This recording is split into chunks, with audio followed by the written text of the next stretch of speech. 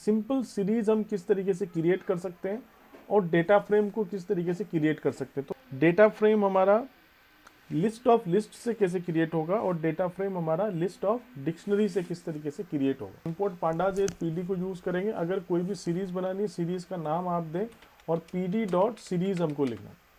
PD dot series लिखेंगे, series create करने के लिए पीडी डॉट डेटा फ्रेम लिखेंगे अगर आपको डेटा फ्रेम बनाना है। सीरीज के अंदर सिंपल पार्ट होता है, सीरीज के अंदर आपका डेटा कंपोनेंट होगा और इंडेक्स कंपोनेंट होगा। तो कोई भी आपका जैसे डेटा कंपोनेंट आपने दे दिया 10, 20, 30, 40, 50 और आप इसको क्लोज कर दीजिए। तो चूंकि इंडेक्स कंपोनेंट हम यहाँ पर कोई नहीं दे रहे हैं तो बाय डिफॉल्ट सिस्टम इंडेक्स इसके अंदर आ जाएगा। प्रिंट एस में करता हूँ तो देखिए ये सीरीज मेरी बन गई है जिसके जो डेटा एलिमेंट है वो 10, 20, 30, 40, 50 है और जो इंडेक्स है वो 0, 1, 2, 3, 4 होगा। ये देखिए तो सिंपल सीरीज बन गई है। 10, 20, 30, 40, 50 ये डेटा एलिमेंट है, 0, 1, 2, 3, 4 ये इसके डिफॉल्ट इंडेक्सेस आ गए। आप चाहें तो इसमें डेटा इक्वल टू भी अगर लिखेंगे तब भी कोई प्रॉब्लम नहीं, क्योंकि ये इसका डेटा पोर्शन ही होता है। तो डेटा इक्वल टू लिखा तब भी हमको सिमिलर रिजल्ट यहाँ पर मिल रहा है। अगर आपसे कहा जाता है कि कुछ यूजर डिफाइंड इंडेक्स आप यूज करें तो आप इसके अंदर इंडेक्स आर्गुमेंट को यूज करें और इंडेक्स इक्वल टू जो भी इंडेक्स आप देना चाहें, जैसे ABCD इंडेक्स आप देना चाहते हैं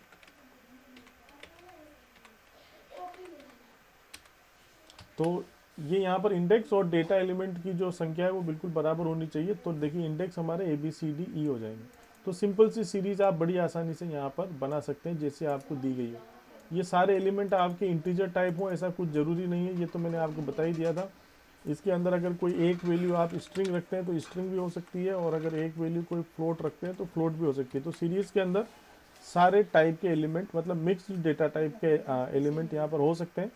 लेकिन यहाँ पर याद रहे कि सीरीज़ को फिर भी होमोजीनियस टाइप कहा जाता है। होमोजीनियस डेटा टाइप है मतलब सारे एलिमेंट का डेटा टाइप एक ही होता है।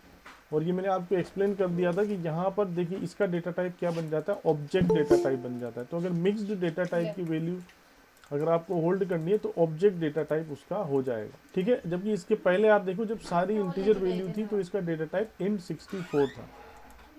तो ये सीरीज हम इस तरीके से सिंपल सी बनाएंगे। अगर आपको डेटा फ्रेम बनाना है तो डेटा फ्रेम एक 2D स्ट्रक्चर होती है, मतलब सीरीज को ही हम फर्दर एक्सपांड कर देते हैं।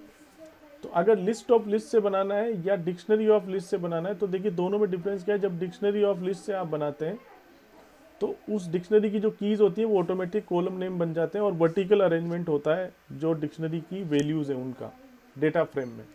और अगर आप लिस्ट ऑफ लिस्ट से बनाते हैं तो हॉरिजॉन्टल अरेंजमेंट होता है।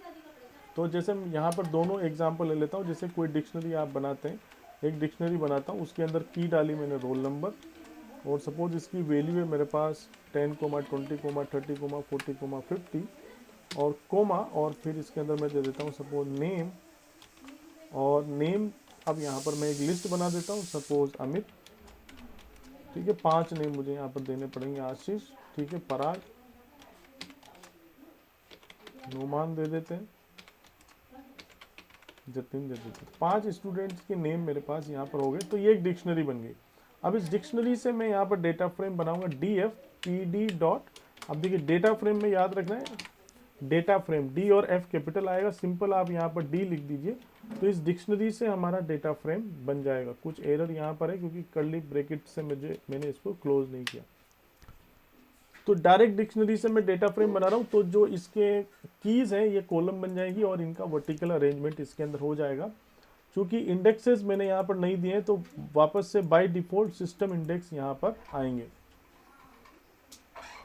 ओके, एस को प्रिंट कर रहा हूँ मैं, यहाँ पर DF को प्रिंट करवाता हूँ। तो देखिए बड़ी आसानी से हमने डेटा फ्रेम बना लिया। डिक्शनरी का जो कॉलम था, डिक्शनरी की जो की थी वो मेरे पास यहाँ पर कॉलम बन गया और जो इसकी वैल्यूज़ थी, की जो वैल्यूज़ थी वो वर्टिकली यहाँ पर अरेंज हो गई और डिफ़ॉल्ट इंडेक्स यहाँ पर आ गया। अगर आप इंडेक्स अपना चाहते हैं तो यहाँ पर इसका इंडेक्स आर्ग्यूमेंट यूज़ कर सकते हैं यहाँ पर। और जो भी आप इंडेक्स चाहते हैं, सपोज मैं यहाँ पर चाहता हूँ A B C D और E। ये नंबर्स का आपको ध्यान रखना है क्योंकि 5 एलिमेंट यहाँ पर आ रहे हैं वर्टिकली, तो 5 ही रो सिंपली बनेगी। तो 5 इंडेक्स आपको इसमें देने होंगे। तो देखिए डेटा फ्रेम बन गया जिसका ABCDE मेरे पास यहाँ पर इंडेक्सेस है। अगर लिस्ट ऑफ लिस्ट से अगर हम काम करेंगे, जैसे यहाँ पर मैं ये नहीं दे रहा हूँ, लिस्ट ऑफ लिस्ट मेरे पास है, तो लिस्ट ऑफ लिस्ट जैसे एक लिस्ट है L और L इक्वल टू यहाँ पर मैं दे रहा हूँ 10 कोमा।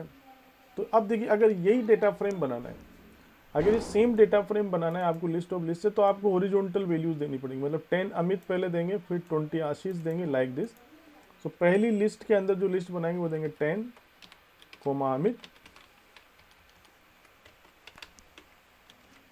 फिर ये एक लिस्ट खत्म हुई, फिर कोमा, फिर दूसरी लिस्ट आएगी यहाँ पर 20 कोमा आशीष, फिर ये लिस्ट खत्म, फिर एक और लिस्ट देंगे हम 30 कोमा पराग,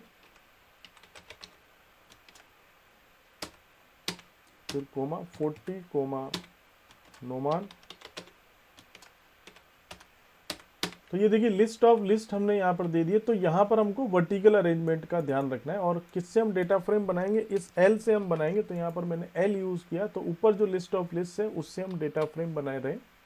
तो आप देखेंगे जो डेटा फ्रेम हम चाहते थे वही डेटा फ्रेम सेम यहाँ पर बनेगा।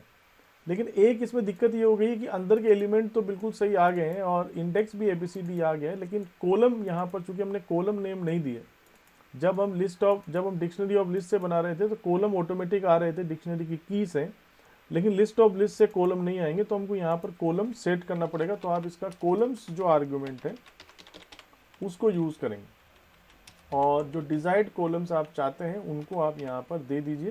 जैसे पहला कॉलम चाहता हूँ मैं रोल नंबर, और दूसरा चाहता हूँ मैं नेम, और इसको मैं बंद कर देता हूँ, क्लोज कर देता हूँ। तो जो डिजायर्ड आपके कॉलम्स हैं वो भी यहाँ पर आ जाएंगे। अगर आप नहीं देंगे तो डिफ़ॉल्ट इंडेक्सेस, डिफ़ॉल्ट जो 0 1 2 3 से स्टार्ट होकर वो कॉलम्स आएंगे।